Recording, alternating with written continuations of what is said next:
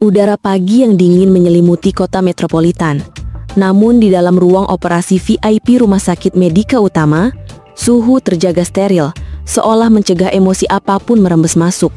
Di bawah sorotan lampu bedah yang terang benderang, tangan-tangan ramping yang terbalut sarung tangan lateks bergerak dengan presisi nyaris sempurna. Sebuah orkestra hening yang dipimpin oleh sang konduktor, Dr. Karina Adelia. Usianya nyaris 40. Namun aura karismatik dan kecantikannya tak luntur dimakan waktu, justru semakin matang layaknya anggur tua.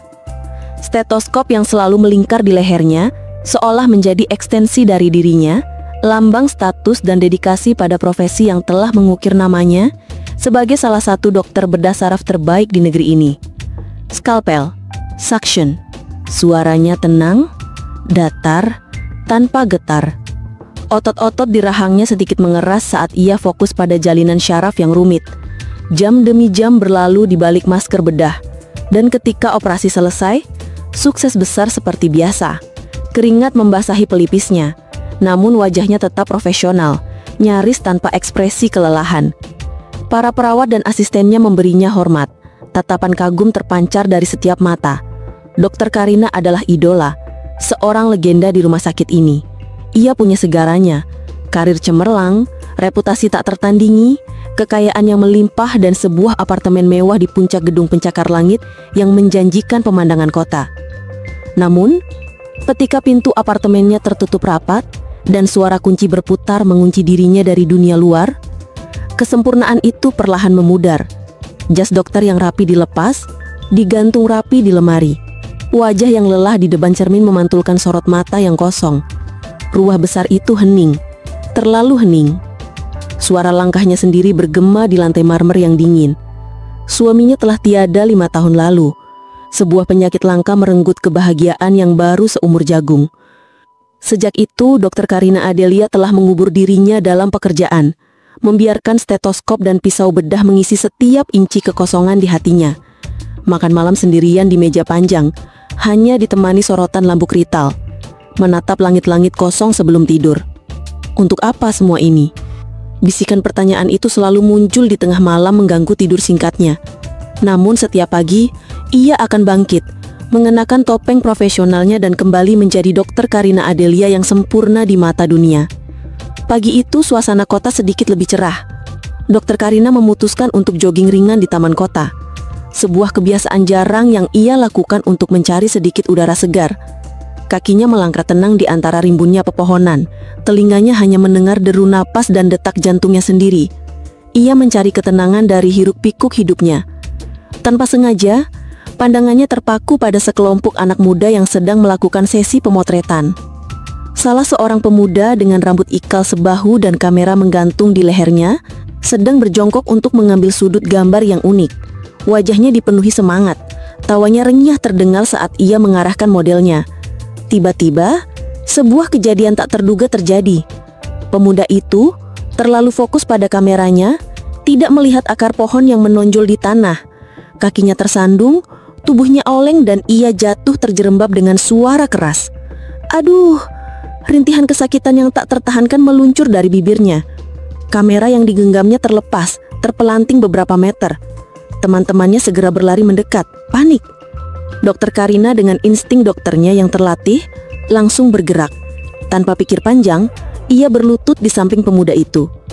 Jangan digerakkan, coba tarik napas pelan-pelan, perintahnya dengan tenang. Saya dokter. Pemuda itu menatap Karina dengan mata menyipit karena menahan sakit. Wajahnya pucat, namun tatapan matanya tajam, seolah terkejut melihat sosok anggun dan tenang yang tiba-tiba hadir di dekatnya. Pergelangan kakinya membengkak dengan cepat, membentuk benjolan yang mengkhawatirkan. Dokter Karina memeriksanya dengan sentuhan hati-hati, memastikan tidak ada patah tulang terbuka. Ini sepertinya terkilir parah. Anda harus segera ke rumah sakit. Rumah sakit? Pemuda itu meringis tiba-tiba mencoba bangkit namun kembali jatuh. Tidak usah dokter. Saya bisa atasi sendiri. Hanya terkilir biasa. Raut wajarnya menunjukkan sedikit kepanikan. Dan Karina tahu, itu bukan karena rasa sakit, namun karena kekhawatiran akan biaya. Ini bukan terkilir biasa, kata Karina, suaranya sedikit mengeras. Jika tidak segera ditangani dengan benar, bisa menyebabkan masalah jangka panjang. Anda harus ke rumah sakit. Maaf dokter, saya tidak ada cukup uang untuk ke rumah sakit mahal. Kamera saya saja hasil nabung mati-matian. Pemuda itu menunduk, wajahnya memerah malu. Mendengar kejujuran yang lugu itu, hati Karina sedikit terusik. Ia melihat semangat di mata pemuda itu, semangat yang sudah lama hilang dari dirinya. Sebuah ide melintas. Baiklah, begini saja. Setelah jam praktik saya selesai nanti sore, datanglah ke klinik pribadi saya. Itu di dekat sini. Saya akan periksa kaki Anda dengan benar, tanpa biaya, seikhlasnya. Bagaimana? Mata pemuda itu berbinar. Sungguh dokter, terima kasih banyak sekali. Saya Reza dokter, Reza Ramadan. Ia mengulurkan tangannya yang kotor dengan tanah, dan Karina menerima jabatannya dengan senyum tipis. Sentuhan itu singkat, namun terasa aneh. Sedikit hangat di antara jari-jari kelintir Karina. Sore harinya, tepat pukul 5 sore, bel di klinik pribadi dokter Karina berbunyi. Reza datang, sedikit pincah namun senyumnya lebar. Karina sudah menunggunya. Mari masuk Reza.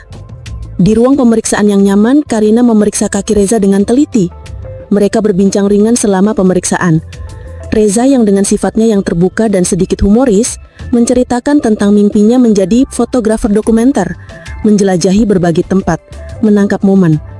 Ia berbicara dengan semangat yang membara, menceritakan petualangan-petualangan kecilnya, kesulitan yang ia hadapi dan bagaimana ia selalu percaya bahwa segala sesuatu akan baik-baik saja.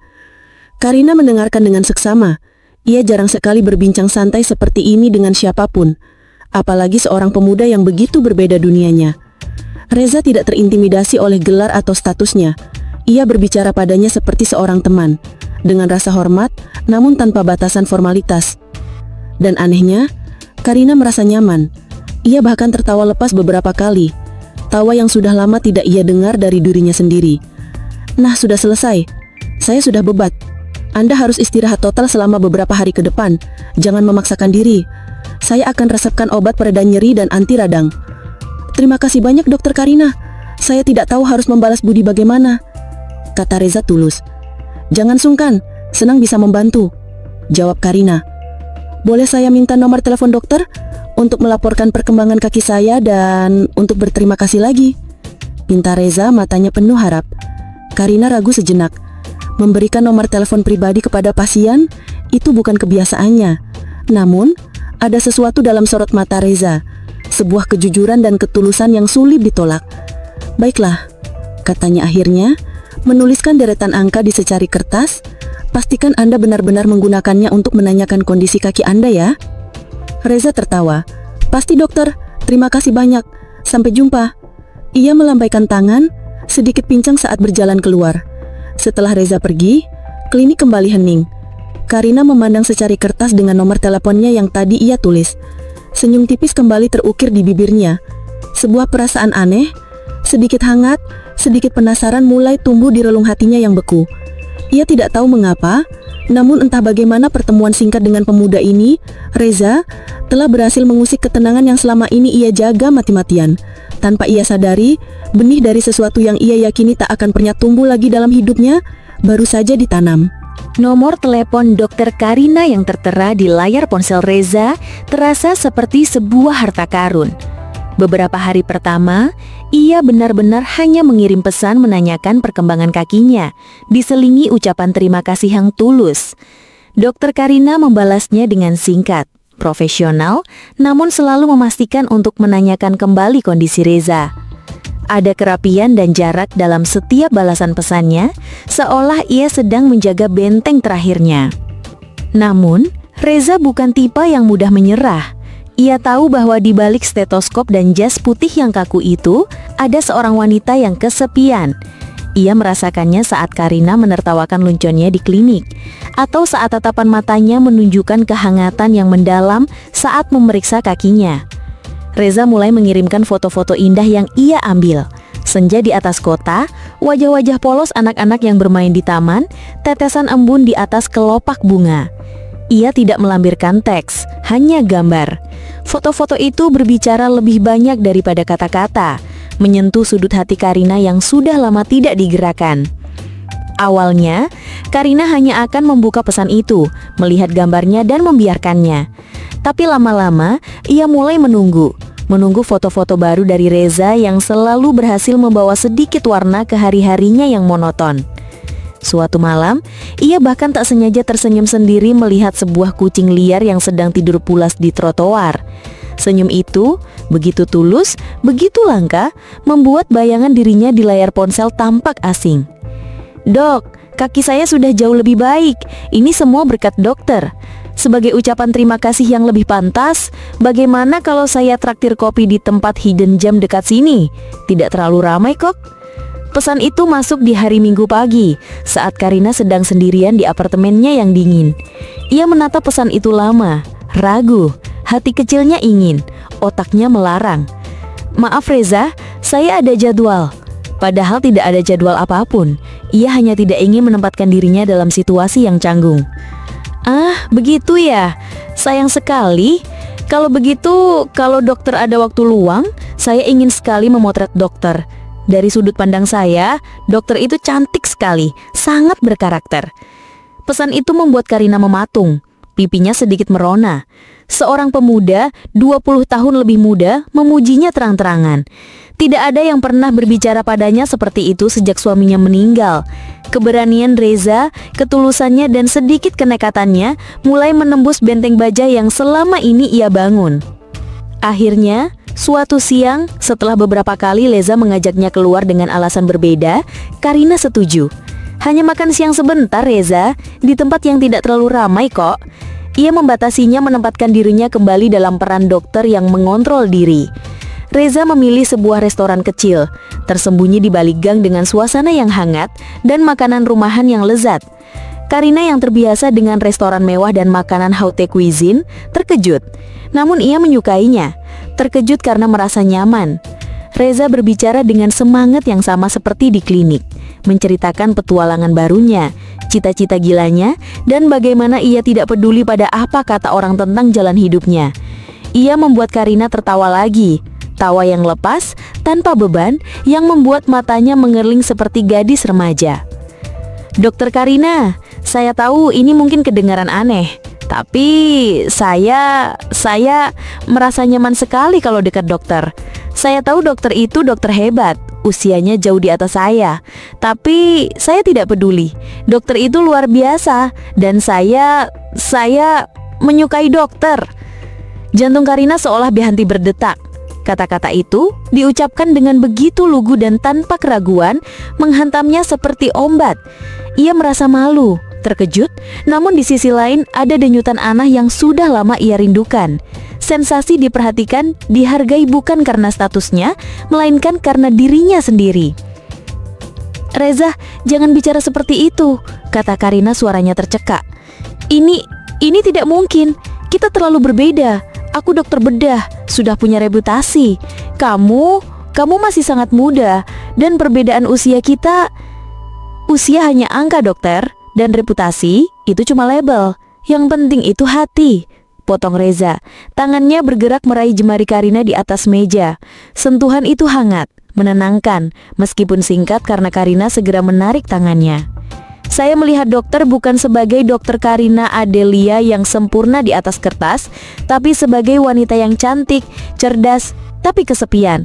Saya melihat senyum dokter yang tulus saat dokter tertawa karena lelucon saya di klinik, atau saat tatapan matanya menunjukkan kehangatan yang mendalam saat memeriksa kakinya. Saya bisa membuat dokter bahagia, Dok, saya janji." Malam itu Karina pulang ke apartemennya dengan hati yang bergejolak.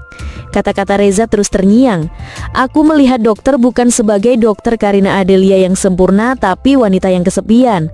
Itu menghantam tepat pada inti kehambaan yang selama ini ia rasakan. Ia berdiri di depan jendela besar apartemennya, menatap kelap-kelip lampu kota yang seolah tak pernah tidur. Ia punya segalanya, tapi mengapa ia merasa begitu hampa sebelum Reza hadir? Ia mengingat kembali hari-hari sepinya, ruangan operasi yang dingin, meja makan yang kosong, keheningan yang memekakkan telinga. Lalu ia membandingkannya dengan tawarannya bersama Reza. Semangat hidup pemuda itu yang menular dan sentuhan tangannya yang hangat. Ada sesuatu yang tak bisa ia pungkiri. Ia merasa hidup lagi bersama Reza. Seperti bunga yang layu, kini mendapatkan air dan cahaya. Selama beberapa hari, Karina menghindari Reza. Ia tidak membalas pesannya. Ia sibuk di rumah sakit, bahkan mengambil jadwal operasi ekstra untuk mencoba mengubur perasaannya di bawah tumpukan pekerjaan. Ia mencoba meyakinkan dirinya bahwa ini hanya infatuasi sesaat, sebuah kegilaan yang akan berlalu. Apa kata kolega? Apa kata masyarakat? Seorang dokter bedah terkemuka, janda terhormat, menjalin kasih dengan seorang pemuda berondong, fotografer biasa. Itu adalah resep bencana untuk reputasi dan karirnya. Namun semakin ia mencoba menjauh, semakin Reza mendekat. Ia tidak menyerah. Ia mengirimkan pesan yang berisi lirik lagu romantis, atau sesekali muncul di lobi rumah sakit hanya untuk melambaikan tangan dari jauh saat melihat Karina. Ketulusan Reza tak terbantahkan. Ia tidak meminta apa-apa dari Karina, kecuali kesempatan untuk membuatnya bahagia. Suatu malam, Reza mengirimkan sebuah pesan yang singkat namun menusuk hati. "Dokter Karina, saya tahu dokter takut. Tapi, apakah dokter mau mengorbankan kebahagiaan yang baru dokter rasakan ini demi apa kata orang? Hidup terlalu singkat untuk hidup di bayang-bayang ketakutan?" Pesan itu seperti tamparan.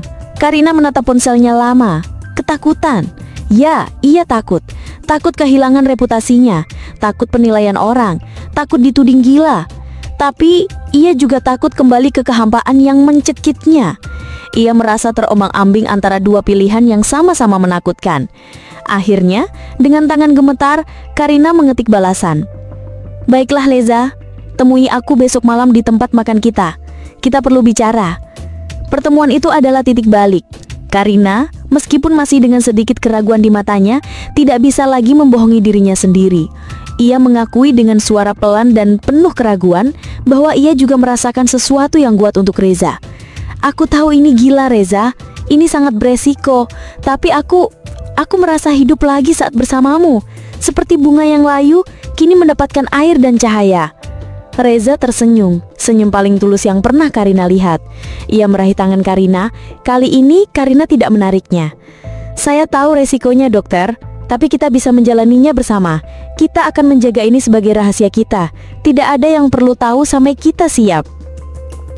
Malam itu, di bawah kerlip Starip-Staru, Dokter Karina Adelia, sang dokter bedah yang sempurna, mengambil sebuah keputusan yang mengubah hidupnya. Ia melangkah masuk ke dalam sebuah hubungan yang penuh rahasia, sebuah cinta terlarang yang dipicu oleh gairah, ketulusan dan sebuah janji untuk mengisi kehampaan yang selama ini mendiami jiwanya. Ia tidak tahu apa yang akan terjadi di depan. Namun untuk pertama kalinya setelah sekian lama, ia merasa bahagia. Meskipun kebahagiaan itu datang dengan bayangan ketakutan akan terbongkarnya rahasia mereka.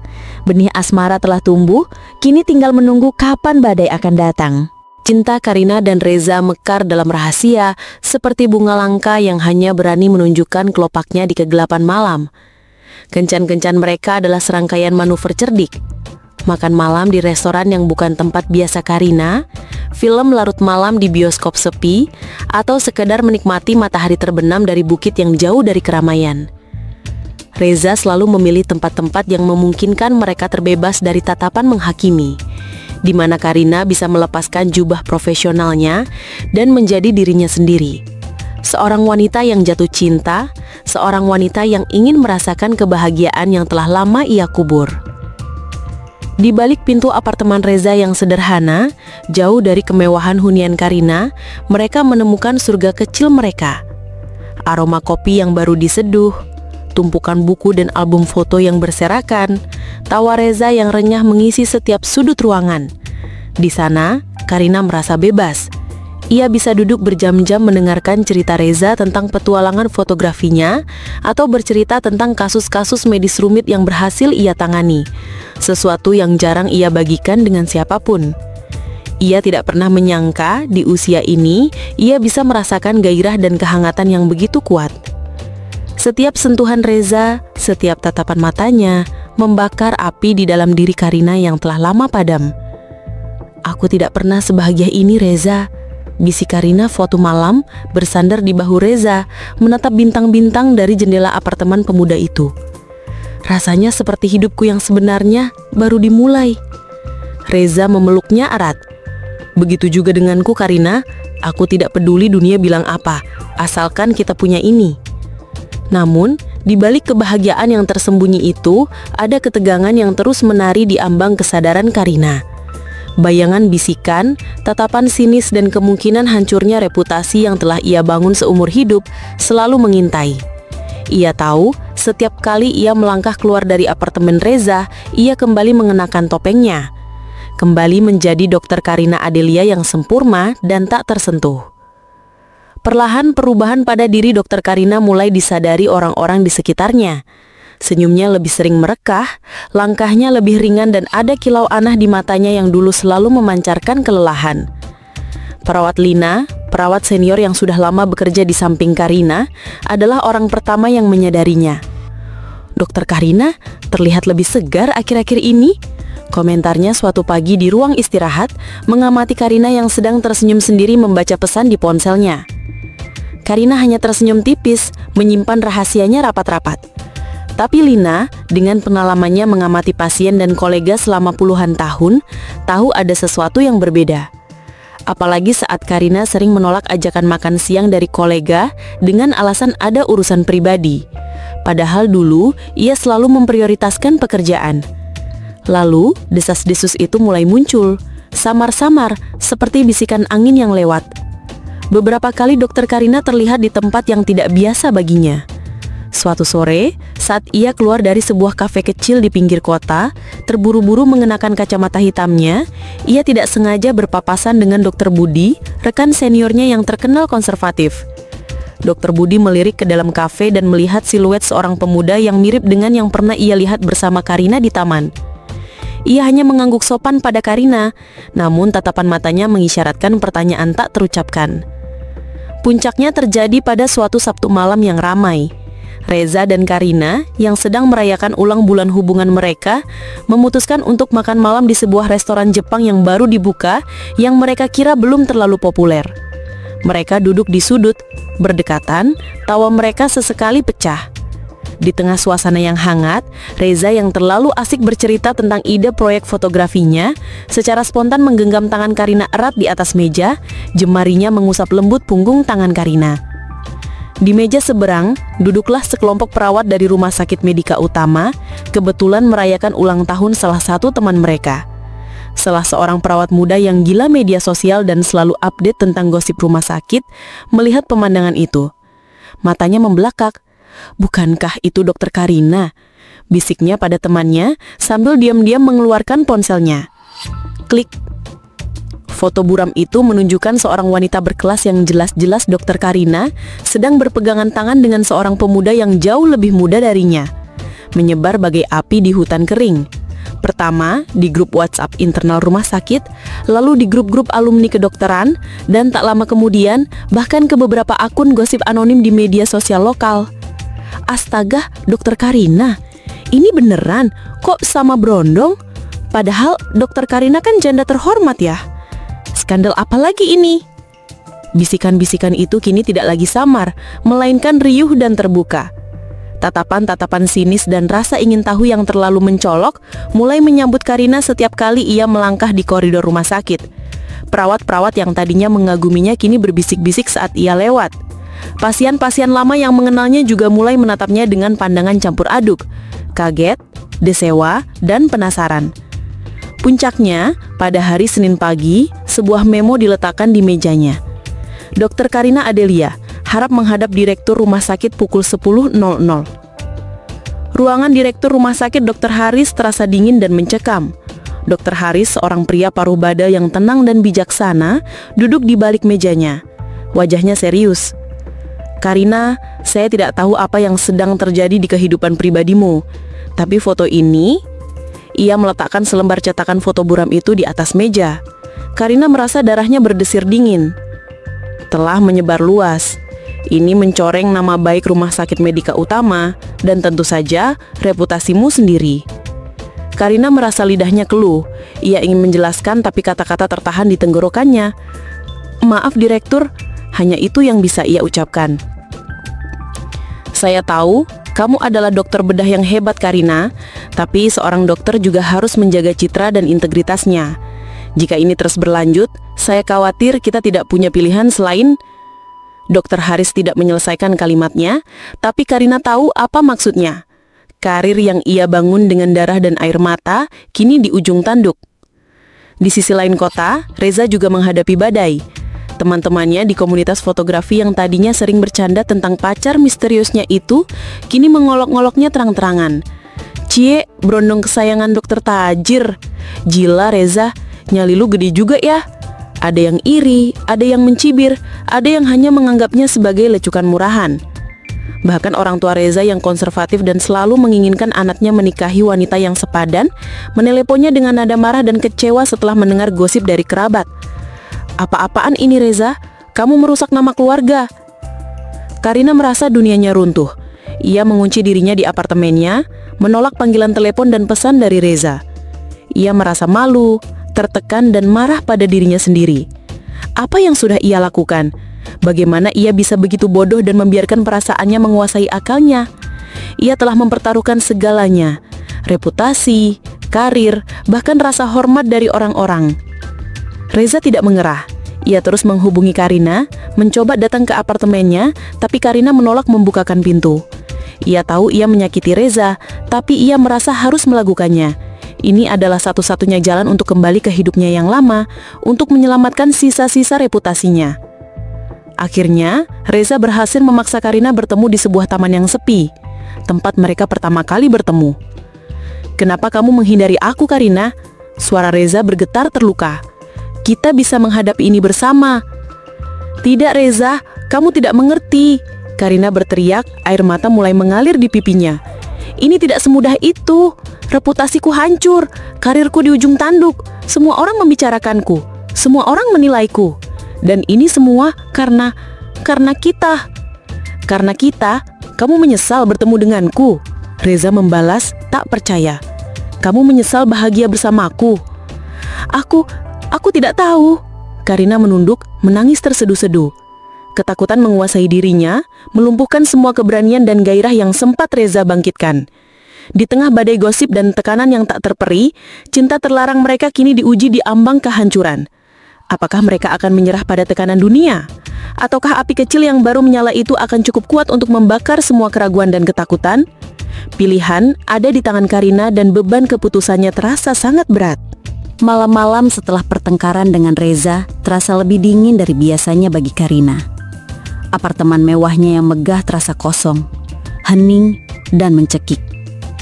Ia menatap kosong keluar jendela, melihat kerlap-kelip lampu kota yang tak lagi indah.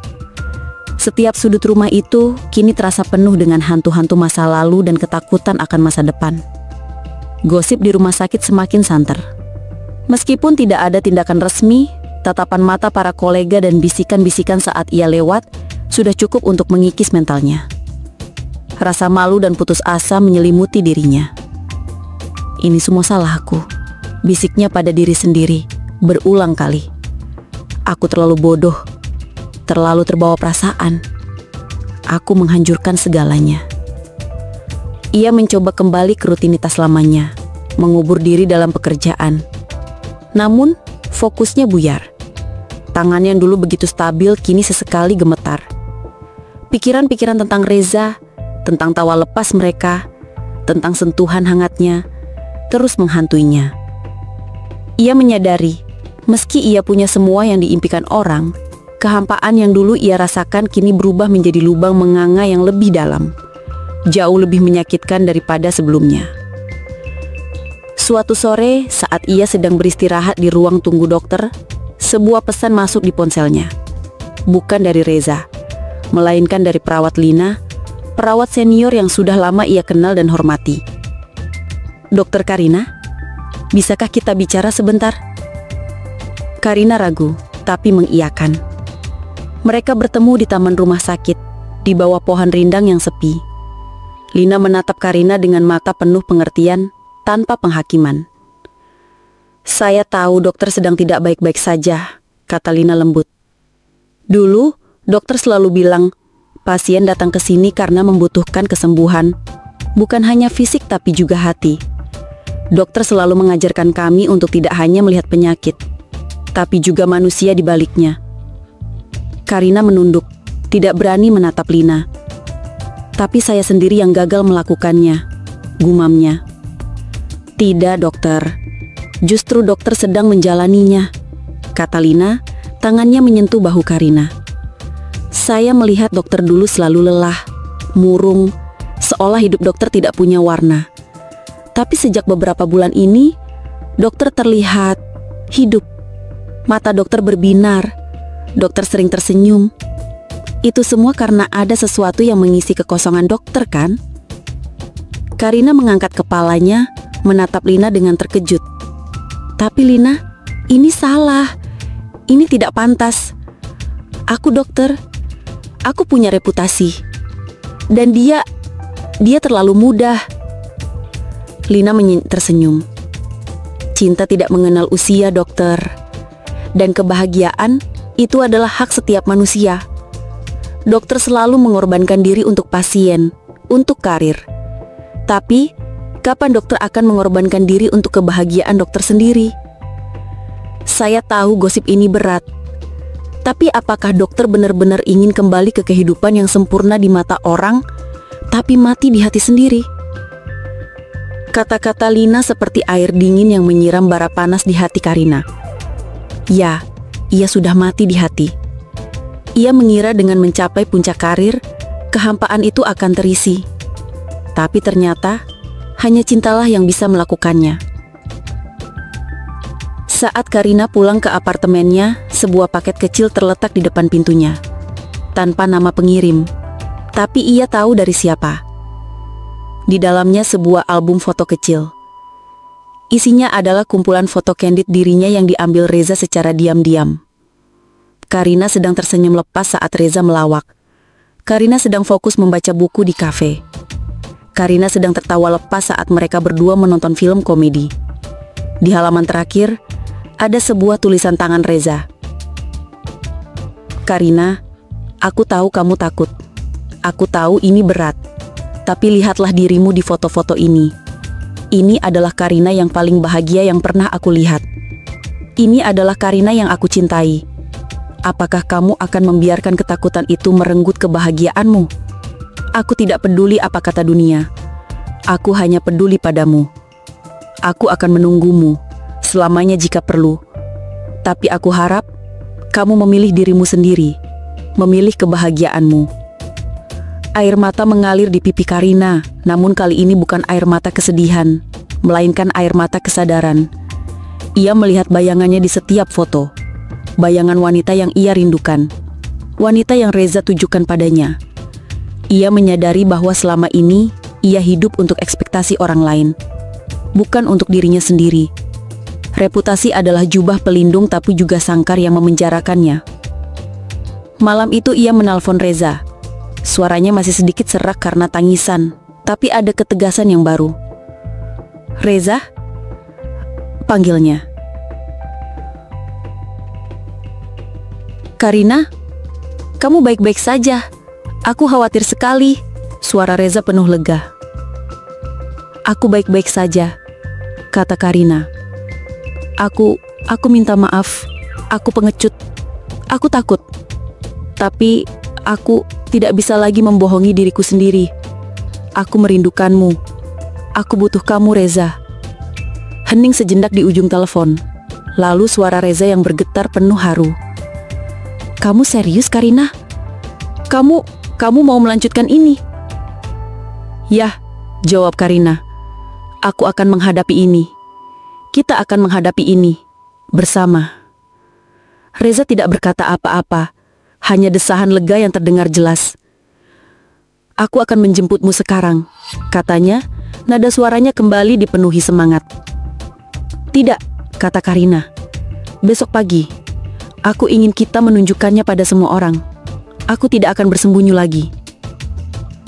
Pagi berikutnya, Dokter Karina Adelia melangkah masuk ke rumah sakit Medika Utama dengan kepala tegak. Di sampingnya, Reza berjalan dengan senyum tipis, namun penuh kepercayaan diri. Mereka tidak berpegangan tangan, namun bahu mereka bersentuhan, mengisyaratkan kedekatan yang tak terbantahkan. Bisik-bisikan yang tadinya ramai, kini meredam menjadi keheningan yang tegang. Mata-mata memandang, penuh rasa ingin tahu, menghakimi, dan sebagian lagi terkejut. Dr. Haris, direktur rumah sakit, kebetulan melihat mereka dari jauhan. Ia berhenti sejenak, mengamati pemandangan itu. Di mata Karina, ia melihat sebuah tekad baru, sebuah cahaya yang sebelumnya tidak ada. Dokter Karina dan Reza melangkah melewati kerumunan itu, seolah mereka adalah satu-satunya orang di dunia. Mereka tidak mencari perhatian, namun mereka tidak lagi bersembunyi. Mereka telah membuat pilihan mereka. Sebuah pilihan berani yang mengguncangkan fondasi dunia Karina, namun juga sebuah langkah pertama menuju kebahagiaan sejati yang selama ini ia dambakan. Badai mungkin masih akan datang, namun kini mereka siap menghadapinya bersama. Langkah Dokter Karina Adelia di koridor Rumah Sakit Medika Utama pagi itu terasa berbeda. Ia tidak lagi menunduk, tidak lagi terburu-buru menghindar dari tatapan. Di sampingnya, Reza berjalan dengan santai namun penuh dukungan. Senyum tulusnya menjadi perisai bagi Karina. Keberanian mereka untuk tampil bersama mengejutkan banyak orang. Bisikan-bisikan segera menyala, lebih kencang dari sebelumnya. Namun anehnya, ada kekuatan baru yang menyelimuti Karina. Ia tidak lagi merasa malu, hanya keteguhan hati. Direktur Dr. Haris memanggilnya ke ruangan lagi sore itu. Suasana kali ini tidak sedingin sebelumnya. "Karina," kata Dr. Haris, menatapnya lurus. "Saya tidak akan ikut campur terlalu jauh dalam kehidupan pribadimu, tapi keputusanmu untuk tampil bersama dengan pria itu telah menciptakan gelombang." "Saya tahu, Direktur," jawab Karina tenang. "Saya siap menghadapi konsekuensinya." Beberapa anggota Dewan Direksi merasa ini mencoreng citra rumah sakit. Mereka menuntut tindakan tegas. Lanjut Dr. Haris. Raut wajahnya menunjukkan dilema. Namun di sisi lain, ada juga yang melihat keberanianmu. Dan yang terpenting, performamu sebagai dokter tidak pernah menurun. Bahkan ada pasien yang justru terinspirasi oleh ceritamu. Karina mendengarkan dengan seksama. Ia tahu tidak mungkin semuanya akan baik-baik saja. Ia telah siap untuk yang terburuk. "Untuk saat ini, putus Dr. Haris. Saya akan memberimu pilihan. Kamu bisa tetap di sini, tapi kamu akan dipindahkan ke divisi riset yang lebih tidak terekspos publik. Atau, kamu bisa mengambil cuti panjang dan menenangkan diri. Namun jika kamu memilih tetap di divisi bedah, risikonya terlalu besar." Karina berpikir sejenak. Divisi riset, itu berarti ia harus meninggalkan meja operasi, panggilan hidupnya. Tapi ia juga tidak ingin menjadi beban bagi rumah sakit. "Saya akan menerima tawaran di divisi riset, Direktur," jawab Karina, suaranya mantap. Pengorbanan, inilah yang ia maksud saat ia memilih kebahagiaannya. Kabar pemindahan Dr. Karina Adelia ke divisi riset menyebar dengan cepat. Beberapa kolega merasa kasihan, beberapa lagi merasa itu pantas. Namun yang paling penting bagi Karina adalah reaksi Reza. Ia terkejut, namun mendukung penuh. "Karina, kamu tidak perlu mengorbankan karirmu untukku," kata Reza dengan nada bersalah. "Aku tidak mengorbankan apa-apa, Reza," jawab Karina, menggenggam tangan pemuda itu. "Aku memilih kebahagiaanku, dan ini adalah konsekuensinya. Konsekuensi yang aku terima dengan lapang dada. Aku akan tetap menjadi dokter, hanya saja dengan cara yang berbeda." Transisi ke divisi riset tidak mudah. Karina merindukan atmosfer ruang operasi, detak jantung pasien di bawah tangannya, adrenalin yang memompa saat ia menyelamatkan nyawa. Namun Reza selalu ada di sisinya, mengisi hari-harinya dengan kehangatan dan tawa. Ia mengajari Karina melihat dunia dari sudut pandang yang berbeda, lebih santai, lebih penuh warna. Reza sering datang menjemputnya sepulang kerja, membawanya ke tempat-tempat baru yang ia temukan, atau hanya sekedar duduk berdua di kafe, bercerita. Cinta mereka yang tadinya terlarang dan penuh rahasia, kini perlahan mulai menemukan ruang untuk bernafas. Beberapa teman dekat Karina seperti perawat Lina tetap setia mendukung. Beberapa teman Reza yang dulu mencibir, perlahan mulai melihat keseriusan hubungan mereka, dan mulai menghormati pilihan Reza. Suatu hari, wartawan dari majalah gaya hidup ternama menghubungi Karina. Ia ingin meliput kisah hidup Dr. Karina Adelia, bukan sebagai skandal melainkan sebagai cerita inspiratif tentang keberanian seorang wanita dalam memilih kebahagiaan sejati. Karina ragu, namun Reza meyakinkannya. "Ini kesempatanmu, Karina, untuk berbicara, untuk menunjukkan bahwa cinta sejati tidak mengenal batasan." Karina setuju. Dalam wawancara itu, ia menceritakan semuanya dengan jujur.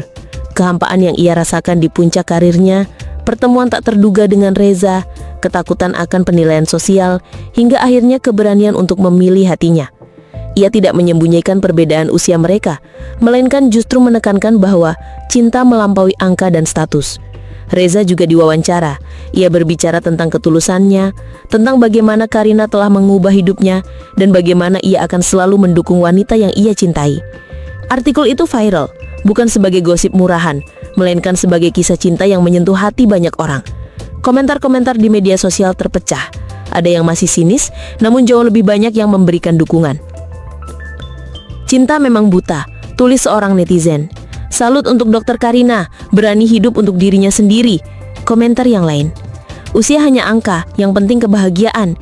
Beberapa bulan kemudian, Dokter Karina Adelia membuka praktik pribadi kecilnya sendiri, fokus pada konsultasi dan penanganan pasien yang tidak memerlukan operasi. Ia ingin hidup dengan ritme yang lebih santai, lebih memiliki kendali atas waktunya, dan lebih fokus pada apa yang benar-benar penting baginya. Praktiknya tidak semewah rumah sakit, tapi hati dan jiwanya terasa lebih ringan. Reza, dengan dukungan Karina, mendapatkan tawaran kerja dari sebuah lembaga non-profit yang bergerak di bidang dokumentasi sosial. Ia bisa mewujudkan mimpinya untuk berpergian dan memotret kisah-kisah manusia. Meskipun kadang harus terpisah karena pekerjaan Reza, mereka selalu menjaga komunikasi, dan setiap pertemuan adalah perayaan cinta. Pada akhirnya, Karina dan Reza tidak mendapatkan akhir cerita dongeng yang sempurna di mata dunia. Karir Karina tidak lagi secemerlang dulu. Reputasinya tidak lagi sebersih salju, namun mereka mendapatkan sesuatu yang jauh lebih berharga. Kebahagiaan sejati, ketenangan hati, dan cinta yang tulus yang mampu mengalahkan semua penghakiman. Karina dan Reza duduk berdua di balkon apartemen sederhana Karina yang baru, hasil dari ia menjual apartemen lamanya yang terlalu besar dan sepi. Senja menyelimuti kota, memancarkan warna-warna hangat di langit. Karina bersandar di bahu Reza. Tangannya menggenggam tangan pemuda itu. Di jari manisnya bukan lagi cincin berlian mahal, melainkan cincin perak sederhana yang diberikan Reza. Sebuah simbol cinta yang sederhana, namun tak tergoyahkan. "Kamu tidak menyesal, Karina?" tanya Reza lembut, mengusap rambutnya. Karina mendongak, menatap mata Reza, senyumnya begitu tulus, begitu damai. "Tidak sedikit pun, Reza. Ini bukan akhir yang sempurna, tapi ini adalah awal dari hidupku yang sebenarnya. Hidup yang kupilih, hidup yang membuatku bahagia." Reza tersenyum, lalu mencium lembut kening Karina. Mereka memandang ke arah matahari terbenam, seolah siap menyambut setiap tantangan yang akan datang, dengan cinta mereka sebagai panduan.